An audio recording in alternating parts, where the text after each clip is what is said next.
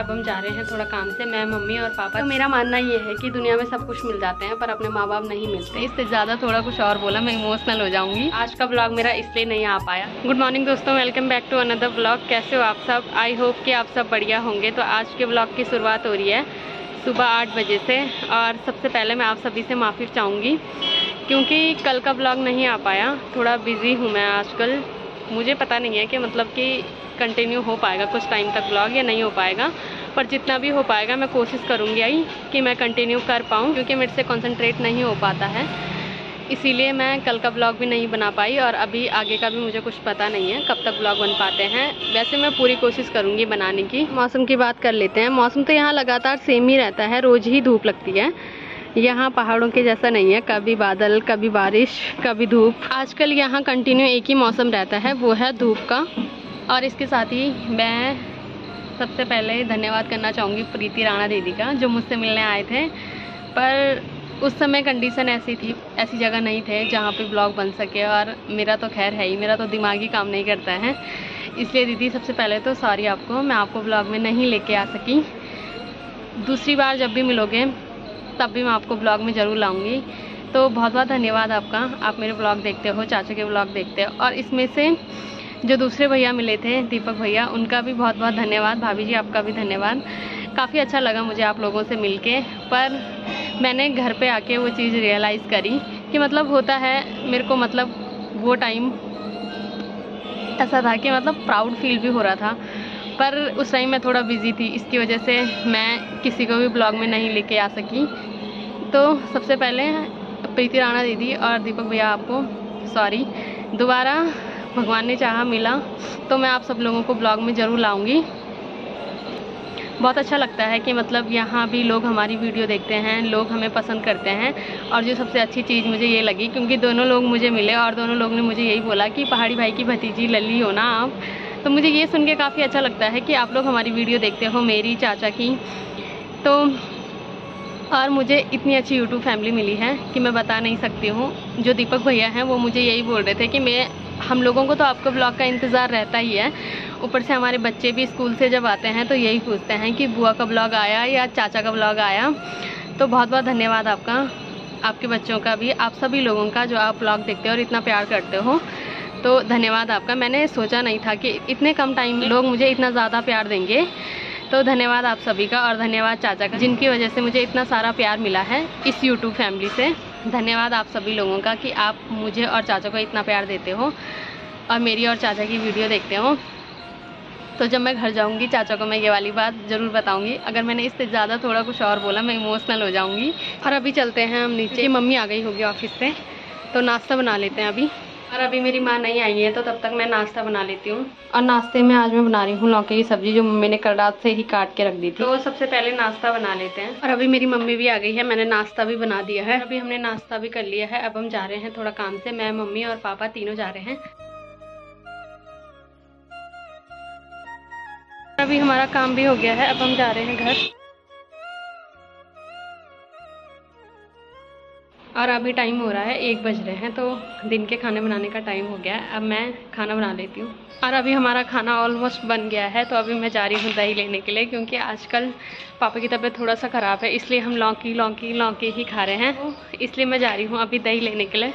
और मेरे पापा की आदत बच्चों वाली है, अगर हम कुछ और खाएंगे तो मेरे पापा को फिर वही चाहिए। इसीलिए हम अपने पापा की वजह से आजकल लौकी ही खा रहे हैं। और यहाँ पे मेरा घर है जहाँ पे मैं खड़ी हूँ, और यहाँ पे दुकानें हैं। यहाँ पे इतनी नज़दीक पे है दुकानें, और यहाँ पे है पेड़, और लोग बैठे हैं अभी पेड़ की छाँव में। ये हमें पेड़ की अहमियत याद दिलाते हैं कि पेड़ हमारे जीवन में कितने महत्वपूर्ण है।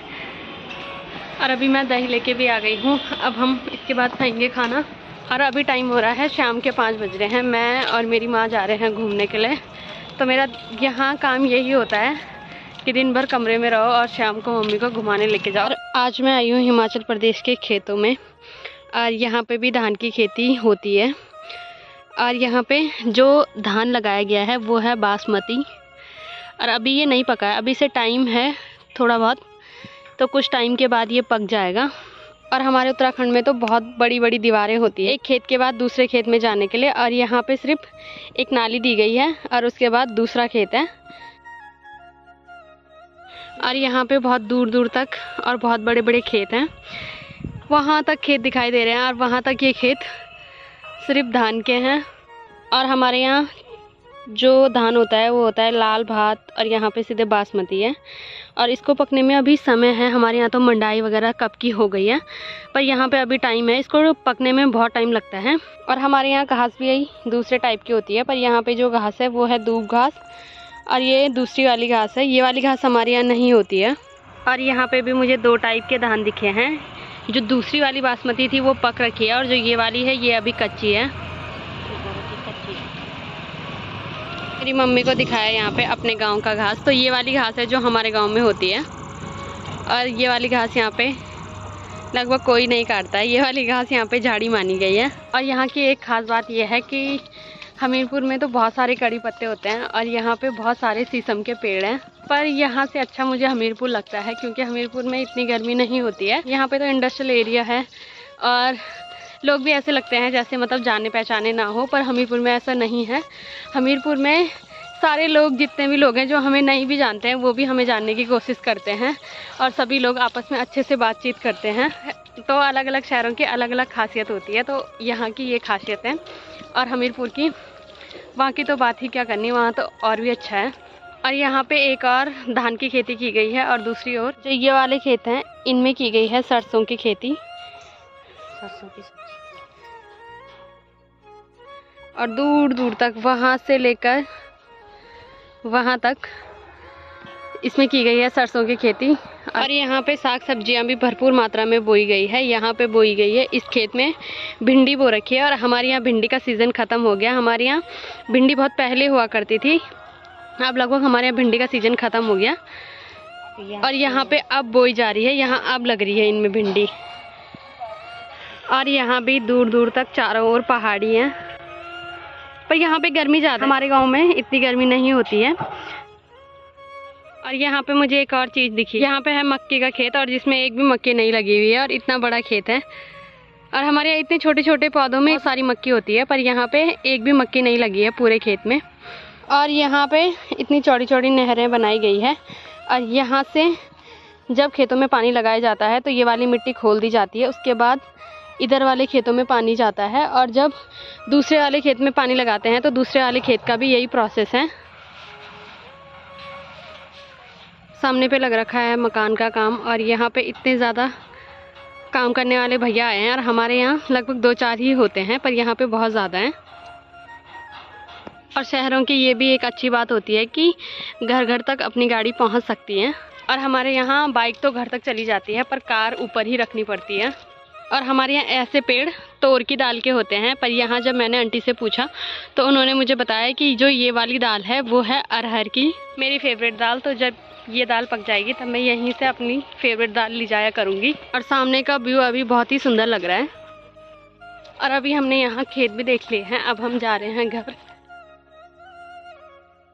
और अभी मैं पहुंच गई हूं घर। और आज का ब्लॉग मेरा इसलिए नहीं आ पाया क्योंकि कल पूरे दिन भर मैं हॉस्पिटल में थी, और कल पापा के टेस्ट हुए थे, आज पापा की रिपोर्ट आ गई। तो आप सबकी वजह से, आप सब ने जो इतनी दुआएं करी है उसके लिए सबसे पहले तो दिल से धन्यवाद। और आप सबकी वजह से ही मेरे पापा की रिपोर्ट नॉर्मल आ पाई है। थोड़ा बहुत इलाज चलना है, अभी परहेज वगैरह करने हैं पापा को, तो वो हम कर लेंगे। पर मुझे डर ये था कि दिमाग में ये होता है कि कई चीज़ें होती है, तो वो चीज़ नहीं हुई। और आज मेरा ब्लॉग इसीलिए नहीं आ पाया, कल का पूरा दिन हॉस्पिटल में था, और जो दीदी और भैया मुझे मिले थे वो भी हॉस्पिटल में मिले थे, इसीलिए मैं उनकी वीडियो भी नहीं बना पाई, क्योंकि वो भी उस टाइम हॉस्पिटल में थे और मैं भी उस टाइम हॉस्पिटल में थी। तो होता है कि दिमाग काम नहीं करता है, तो मेरा वही थोड़ा सा इशू है कि मेरा दिमाग काम नहीं करता है, और मुझे टेंशन बहुत जल्दी हो जाती है। इसकी वजह से मैं कल ब्लॉग नहीं बना पाई, पर अब रिपोर्ट नॉर्मल आ गई है, तो अब मैं ब्लॉगिंग कंटिन्यू कर सकती हूँ। मैं पूरी कोशिश करूँगी ब्लॉग बनाने की। तो मेरा मानना ये है कि दुनिया में सब कुछ मिल जाते हैं, पर अपने माँ बाप नहीं मिलते। इसी की वजह से थोड़ा मेरे को ज़्यादा टेंशन हो जाती है। मैंने बोला भी था कि मैं कुछ टाइम से अपने मम्मी पापा को लेके ओवर पॉजिटिव हूँ, तो इसी की वजह से कल मैंने कुछ नहीं किया। सुबह भी मैंने मतलब कि तब जाके मूड ठीक हुआ जब रिपोर्ट वगैरह सब कुछ नॉर्मल आई। तो अब ऐसी घबराने वाली कोई बात नहीं है। आज का ब्लॉग मेरा नहीं आ पाया, तो कुछ लोग मतलब ऐसे भी हैं जिन लोगों ने मतलब इंस्टाग्राम पे मुझे पूछा था कि ब्लॉग नहीं आ पाया।